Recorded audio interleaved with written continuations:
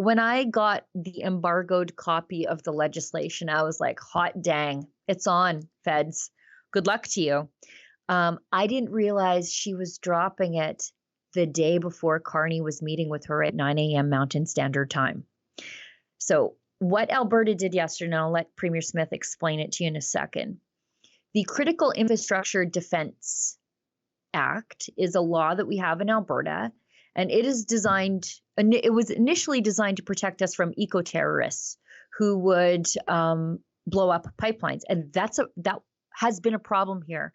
Eco-terrorists sabotaging oil and gas facilities or chaining themselves to pipelines. And then we saw it in northern British Columbia working on Coastal GasLink, where an axe-wielding mob rolled into the site and destroyed equipment. And we saw like heavy equipment destroyed. So in response to that, and credit where it's due, Jason Kenney brought in the Critical Infrastructure Defense Act, which basically means if you mess with our critical infrastructure, we'll treat you as a terrorist. Now, that's where my gratitude to Jason Kenney on this issue ends, because he never used it for that. He used it to arrest a pastor who gave a sermon at the Coutts border blockade under this quasi-terrorism law. Well, Danielle Smith yesterday thought, okay, well, we'll use this thing for some good, for what it was intended and then some. So yesterday they expanded what is covered under the Critical Infrastructure Defense Act to cover two more things. The first makes perfect sense. The 2-kilometer zone north of the southern Alberta border is now listed as critical infrastructure, which means drug trafficking, human trafficking down there, it will be prosecuted in Alberta under the Critical Infrastructure Defense Act, which basically adds this next level of this is really bad to it, because this is a quasi anti-terrorism law. But it also, yesterday, they amended the law to include oil and gas facilities. So that could be refineries, that could be pump jacks, that could be oil batteries, that could be head offices of oil and gas companies, or the AER. So that's the Alberta Energy Regulator, that their offices, or anywhere that emissions data is stored. And in the press release, they said basically, if federal agents, so Environment Canada people or whoever, are deployed to Alberta because we refuse to turn over our emissions data to comply with an unconstitutional emissions cap, we will trespass your people off the property and even charge them, because you have no jurisdiction here. And if the feds fight us on this, we'll invoke the Sovereignty Act over Alberta's constitutional right to determine the fate of our oil and gas industry. So she dropped this hammer on the feds, and Carney had to skulk into town this morning. I don't think he knew it was coming. And anyway, that's my sort of Coles Notes version of the law, but let's hear it from Danielle Smith, because she says it better than anybody else. We're announcing that government will introduce amendments to the Critical Infrastructure Defense Act to protect essential infrastructure, which in turn protects Alberta's economy and its people. Some amendments are focused on the southern border. Earlier this year, we created a 2-kilometer deep zone in Alberta's side of the Canada-US border and deployed the interdiction patrol team to secure it. Now we're moving that zone into the Critical Infrastructure Defense Act, so the definition of essential infrastructure is listed in one place. Alone, this would be just a bit of legislative housekeeping, but the amendments don't stop there. They also designate oil and gas production sites and facilities where emissions data and records are held as essential infrastructure. This amendment to the Critical Infrastructure Defense Act provides an extra tool to safeguard essential infrastructure from interference, and that includes interference from Ottawa. I would certainly hope that the new Prime Minister has taken the time to read our Constitution, and I would direct him to pay specific attention to Section 92A, which gives the province, not the federal government, the exclusive jurisdiction over non-renewable natural resource development. Alberta will continue in its pursuit of doubling our oil and gas production to meet the growing global demand for energy. And we will not let Ottawa stand in our way. We will not tolerate the continuous unconstitutional overreaches made by the federal Liberal government. Measures like the emissions cap, The net zero electricity regs, the net zero electric vehicle mandate, and the energy industry advertising ban must be stopped now. And make no mistake, Alberta will do whatever it takes to shield our economy from the Liberals' growth-killing lunacy. These amendments we're introducing today would include denying federal workers access to our facilities and the information they contain. I will continue to fiercely and unapologetically stand up for Albertans and defend the best interest of our province, our economy, and our industry. This ongoing tariff dispute has proven now more than ever that Canada must build big and build fast to reach new global markets for export.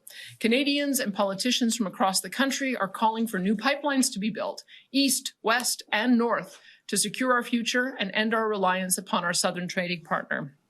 However, if the new Prime Minister wants to resume an old fight, well, we will. We'll fight tooth and nail. Because if we can't make these decisions and build, then it's so obvious, when it's so obviously in the national interest, then what kind of an economic future does Canada have?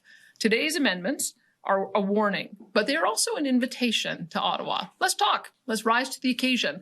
Let's use Canada's riches to protect our nation.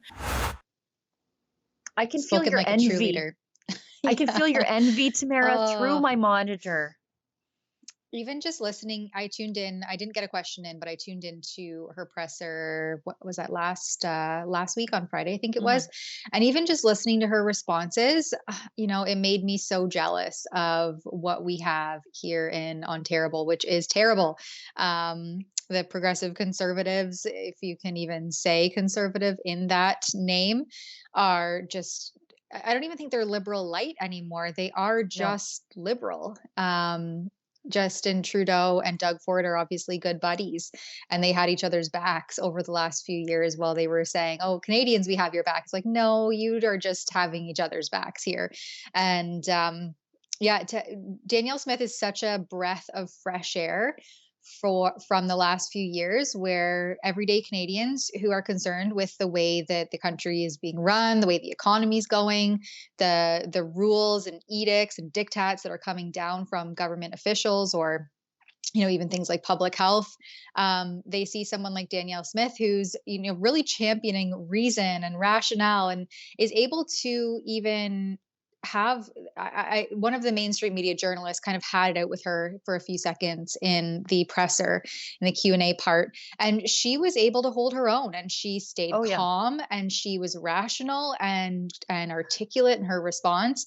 And instead of like banishing them or having them arrested, she was like, well, no, I'll still answer your question. And she did so very fairly and very, very calmly. And I think that Canada would be well served to have more, not less of that. Yeah, as an Albertan, it's nice to hear somebody who is not sheepish about what we are able to do here, not just for ourselves, but for the rest of the country. Usually it's like, you know what, we're greening the oil and gas industry, but there's, oil and gas demand is out there. And so why not us? No, she's like, we're doubling production.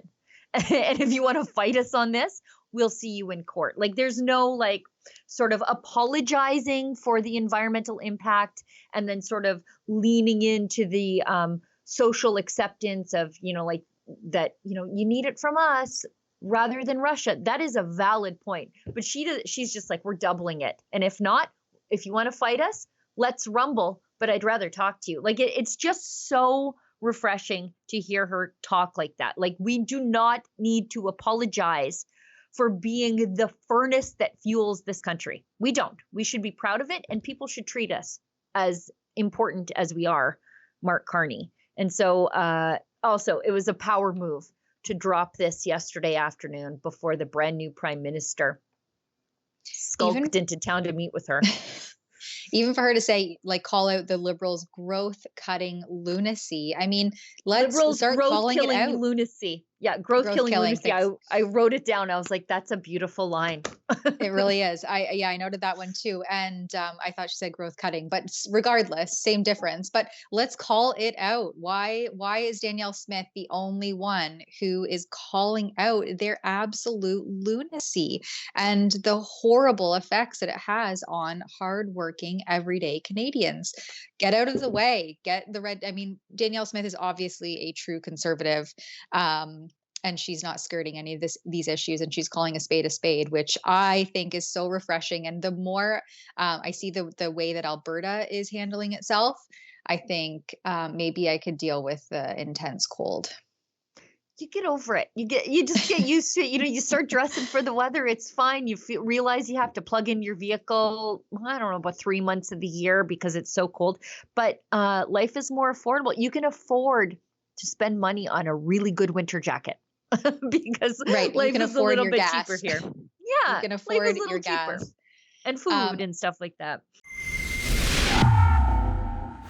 Hey, do you remember how the media party talked about our Canadian flag during the Freedom Convoy of the truckers? They hated it. They hated them singing our anthem. These are the same people who stripped John A. Macdonald off the $10 bill. But now that Mark Carney is campaigning against Trump's tariffs, suddenly Canadian patriotism is cool again? I mean, look at this. Everyone sees the main threat as the Trump tariffs. And Donald Trump, as we know, has put, as the Prime Minister just said, unjustified tariffs on what we build, on what we sell, on how we make a living. He's attacking Canadian families, workers, and businesses, and we cannot let him succeed. Because when we are united, we are Canada strong. Funny how that works, but I didn't need tariffs or approval from politicians to stand with Canada. I've been a flag-waving patriot for a while, including when the truckers went to Ottawa. Still am now. That's why we just launched a new merch line called I Didn't Need Tariffs to Start Loving Canada. I like this one with the trucker protest imagery. It reminds me that these now proud, woke liberal Canadians that, well, they're a bit late to the party, and I don't believe them, by the way. Get yours now at rebelnewsstore.com.